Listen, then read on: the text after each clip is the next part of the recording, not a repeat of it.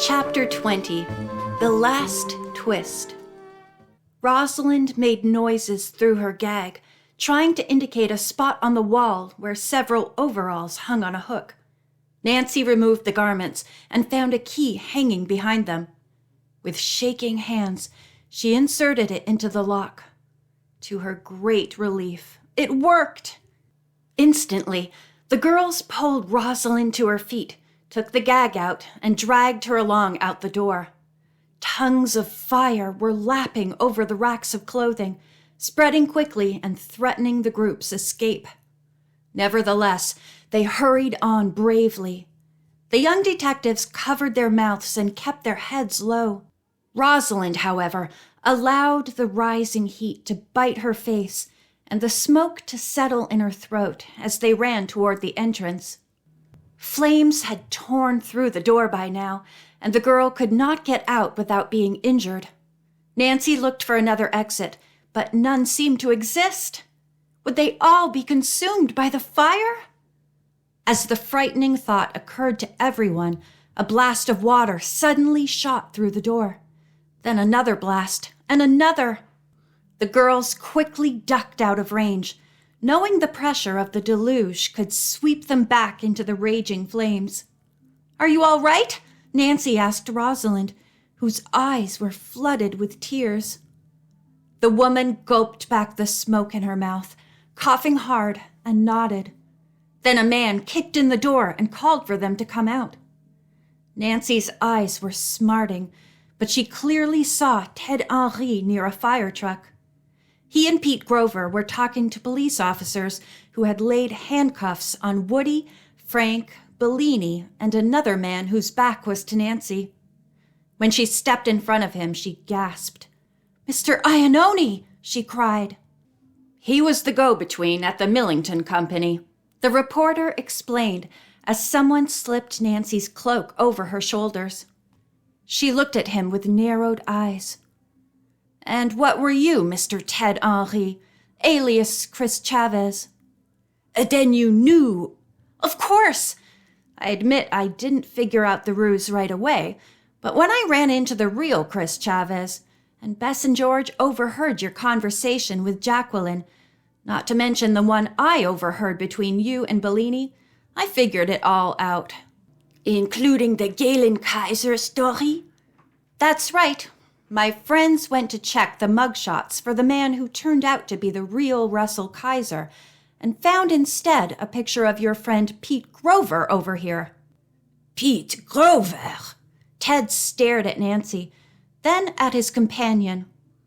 "I do look like him, don't I?" the man asked with a grin.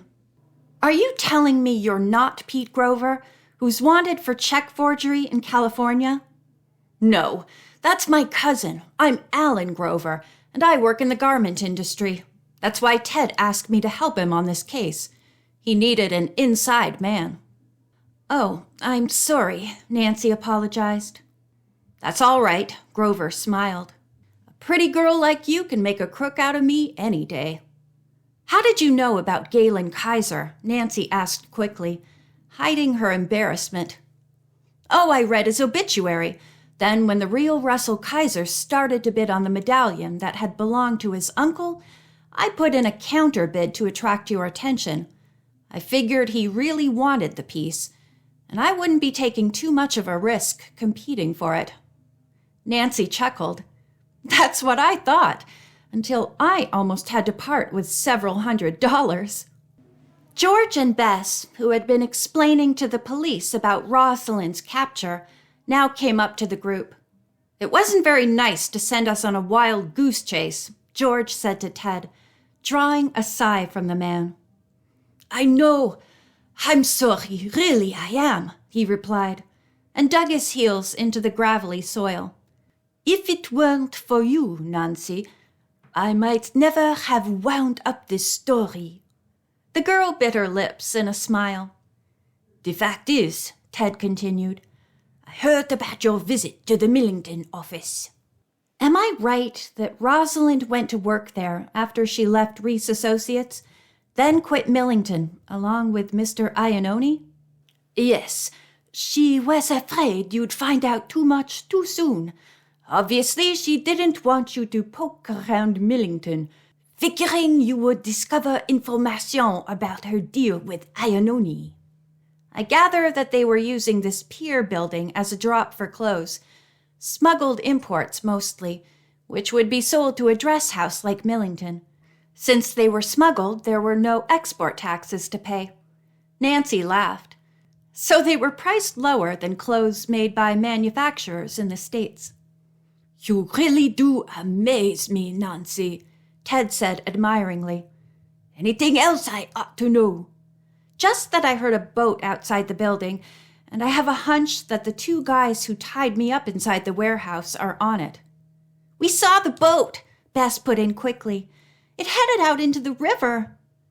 Nancy advised her and George to report their observations to the police, while Ted Henry nodded his head. As much as I hate to admit it, he said, I think all the accolades belong to you, Nancy. Well, I still haven't figured out everything, she said, striding toward the prisoners who were about to depart in 2 patrol cars. At the same moment, she noticed a man emerge from a darkened taxi several yards away. The meter's still running, he said, and nobody's even thanked me. For what? Nancy asked. For calling the police, he replied. Your friend stayed in that building a bit too long to suit me. I was too chicken to go in after them myself, so I buzzed my radio and somebody sent the cops. Good thing, too, 'cause they swarmed on those guys just as they started to set the fire. Well, we all thank you, Nancy said, giving the man a big smile. She then turned to Rosalind, who was seated next to Bellini in the back of the police car. I have only one question, she said. If you had such a good thing going with sales of cheaper merchandise, why did you steal Mr. Reese's designs and gowns? It seems to me you were trying to ruin his business. I was, Rosalind sneered. He was so terrible to my sister, Paula Jenner. She had worked for him for years, and then, poof, he fired her. She needed that salary badly, and he took it away for no reason at all. But you know the man has a volatile temper, Nancy said in Reese's defense. Even so, I was determined to get back at him. He has made life miserable for a lot of people, including me. Nancy recalled how the woman had cried openly when the designer had screamed at her the night of the fashion show. Did you sell any of his designs to Chalmers? The girl questioned. Yes, Arnaud Hans agreed to use them, but he modified them a lot. There's such jealousy and competition between the men that, as much as it pleased him to scoop the designs, he wanted to change them. As the woman revealed her story, Nancy felt pity for her and Arnaud Hans, who, despite his natural talent, would lose the esteem he had earned over the years simply because of envy and greed. The patrol cars began to move forward, and Ted Henry turned to Nancy. Would you and your friends like a lift home? Bess and George accepted gratefully, while Nancy chuckled. Are you going to figure out a way to get rid of us again? Don't tell me you don't trust me. The reporter grinned. After all, how could I share my byline in the newspaper with you if you were to disappear? I do mean to give you the credit you deserve, Nancy True. Before they left the area, Bess and George had offered to pay the taxi driver several times the amount on the meter, but he refused. This trip was on me, girls, he said. I'm just happy that you're all safe. Here's my card, he added, in case you need another ride someday. George laughed. We promise it won't be anything like this one, she exclaimed, running to Ted's car. On the way back to Aunt Eloise's apartment, Bess mentioned Jacqueline.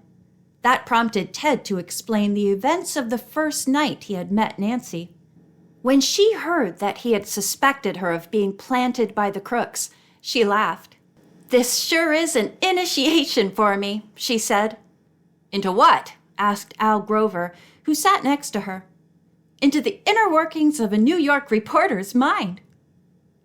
Aunt Eloise was asleep when the girls arrived, and they waited until morning before they told her about their adventures at the West Side Pier. "Oh, how awful!" Miss Drew exclaimed when she heard everything. "Your father will never forgive me, Nancy." "Maybe I'd better call him," Nancy said with a chuckle. "I don't want him to read about it in the newspaper."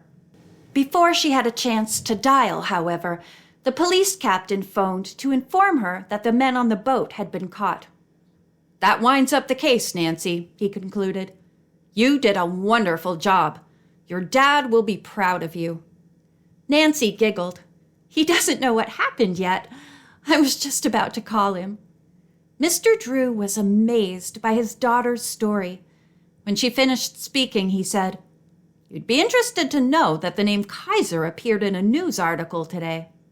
"Russell Kaiser?" she asked, surprised. "Yes. Seems to me it was in a syndicated column, so you'll find it in the New York papers. I have to hurry for an appointment, so we'll talk about it later." "Thanks, Dad."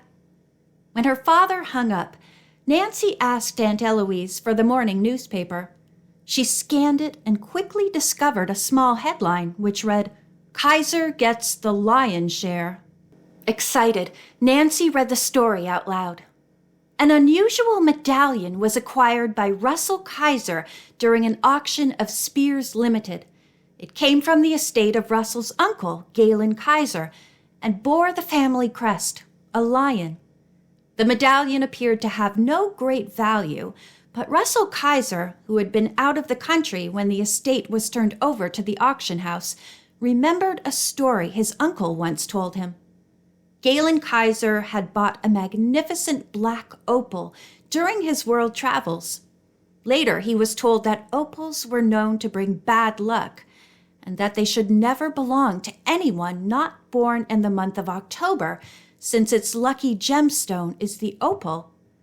After some misfortune, Galen Kaiser hid the stone and did not look at it again. When he died without a will, no one in the family found the opal. "Because it was hidden in the medallion!" Aunt Eloise broke in gaily. "That's right," Nancy said.